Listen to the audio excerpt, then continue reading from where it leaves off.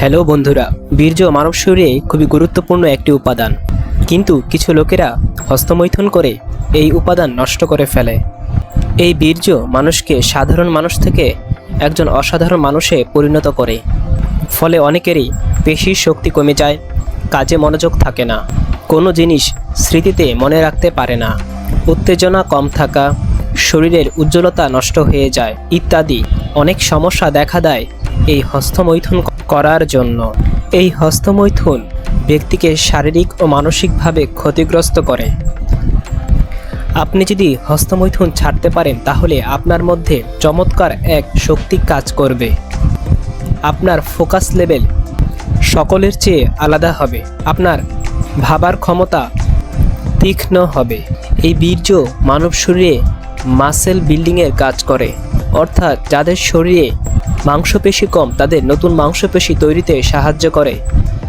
তাই বন্ধুরা, হস্তমৈথুন বাদ দিয়ে চলুন আজকে জেনে নেওয়া যাক কোন একটি খাবারে বীর্যকে বৃদ্ধি করা যাবে। বন্ধুরা, যে খাবারটির কথা বলবো সে একটি খাবারটি হলো কালোজিরা। কালোজিরা চমৎকার একটি খাবার। কালোজিরার মধ্যে রয়েছে calcium, iron, zinc, magnesium, phosphate, vitamin A, vitamin B, vitamin B two, vitamin C, phosphorus, যা আপনার শরীরে বীর্য অত্যাধিক পরিমাণে বৃদ্ধি করবে মাত্র একটি খাবার, আর সেটি হলো কালোজিরা। ফলে আপনার শরীরে অত্যাধিক পরিমাণে টেস্টোস্টেরন বুস্ট হবে। এটি একটি অতি প্রাকৃতিক খাবার। এটি পুরুষের বন্ধ্যাত্ব দূর করে। কালোজিরা ছাড়াও কালোজিরার তেলও বাজারে পাওয়া যায়। আপনি খাঁটি কালোজিরার তেল নেবেন।